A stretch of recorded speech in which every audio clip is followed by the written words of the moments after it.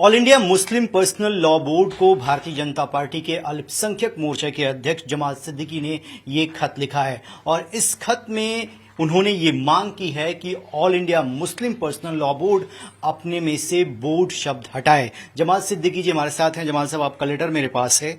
आप भी एक मुसलमान हैं, आपको बोर्ड शब्द से क्यों आपत्ति है? मैंने एक आम मुसलमान होने की हैसियत से all India personal law board के जो हमारे अध्यक्ष हैं उनको एक चिट्ठी लिखी है कि आप अपने नाम के आगे से बोर्ड का शब्द हटाएं, क्योंकि आप गैर सरकारी संस्था हैं, आप सरकारी संस्था नहीं हैं।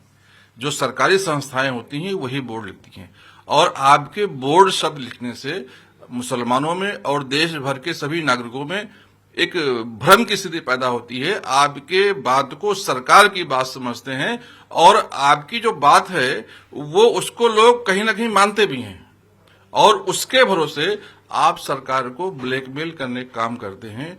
आप अपने हिसाब किताब भी नहीं बताते हैं, जिससे लोग जो है भ्रम की स्थिति में हैं। तो हमने उनसे यही गुजारिश किया है कि आप अपने नाम के आगे से बोर्ड का शब्द हटाएं। जमाल साहब, आपने कहा कि जो वित्तीय लेन देन है उसके बारे में अपने वेबसाइट पे जानकारी नहीं दी जाती। क्या आपको कोई संदिग्ध ट्रांजैक्शन की जानकारी मिली है? किस आधार पर आरोप लगा रहे हैं और ये किन लोगों से चंदा लेते हैं? ऐसी कोई जानकारी आपके? देखिए, ये एनजीओ है और एनजीओ काम होता है कि साल के अंत में अपने जो ऑडिट रिपोर्ट है उनको प्रकाशित करना लोगों में। लेकिन मैं पिछले 2 महीने से ढूंढ रहा हूं, कहीं भी 1 रुपए का इनका ऑडिट का रिपोर्ट मुझे मिल नहीं रहा है। मैंने वेबसाइट को भी ढूंढा, मैंने उस वेबसाइट पर दुनिया भर की बातें हैं, जो गुमराह करने वाली बातें हैं, जो देश को बांटने वाली बातें, वो सारी बातें हैं, लेकिन इनके हिसाब किताब की बातें नहीं है। तो कुछ तो बात होगी जो छुपाना चाहते हैं। क्यों सार्वजनिक नहीं कर रहे? इनको सार्वजनिक करना चाहिए।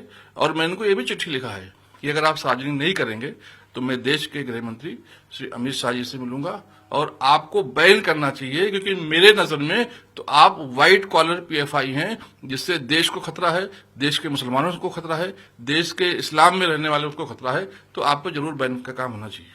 सर, आप बेहद महत्वपूर्ण बात कह रहे हैं कि अगर all India Muslim personal law board आपके खत का जवाब नहीं देता है और अपने से बोर्ड शब्द नहीं हटाता है तो आप गृह मंत्री के पास जाएंगे। यानी आपको लगता है कि कुछ गलत चीजें हैं जिनको छुपाने का प्रयास all India Muslim personal law board कर रहा है। सबसे बड़ी बात तो ये है कि आप बोर्ड लिख रहे हैं, किस अधिकार से बोर्ड लिख रहे हैं? जब आप सरकारी संस्था नहीं है, आप एनजीओ हैं, तो आपको बोर्ड लिखने का अधिकार ही नहीं है।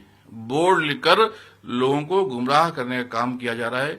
जैसे कोई गाड़ी पर पुलिस लिख ले और कानून तोड़ने का काम करे, वैसे आप बोर्ड लिखकर कानून तोड़ने का, मुसलमानों को गुमराह करने का काम करें, जो कि बेहद जो है आपत्तिजनक है। सर, आपने व्हाइट कॉलर पीएफआई कहा। आपको नहीं लगता है कि आपके इस बयान से जो मौलाना हैं, जो उनके लोग हैं, वो भड़क जाएंगे और विपक्ष कहेगा कि भारतीय जनता पार्टी आपसे कहलवा रही है, इस तरीके का आरोप लगा रही है? नहीं, मैंने पहले लिखा अपने लेटर में कि मैं भारतीय जनता पार्टी का कार्यकर्ता होने की हैसियत से मैं आपसे बात नहीं कर रहा हूं। मैं एक मुसलमान भी हूं, और आप मुसलमानों के प्रतिनिधि कहते हैं खुद को, तो मेरा अधिकार है आपसे सवाल पूछना। और अगर आप संदिग्ध अवस्था में पाए जाएंगे तो हम कोई भी सवाल पूछ सकते हैं। आपको बुरा मानने वाली बात क्या है? अगर आप व्हाइट कॉलर पीएफआई नहीं है तो आप जवाब दें कि देश को तोड़ने का काम क्यों करते हैं आप?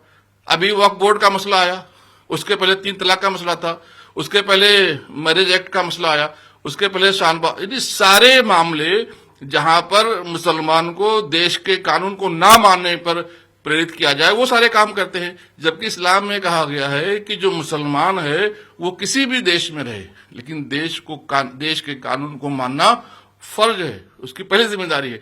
तो आप हमेशा जो देश का कानून बनता है उससे खिलाफ जाते हैं, क्योंकि आप सरकार को ब्लैकमेलिंग करने का काम करते हैं।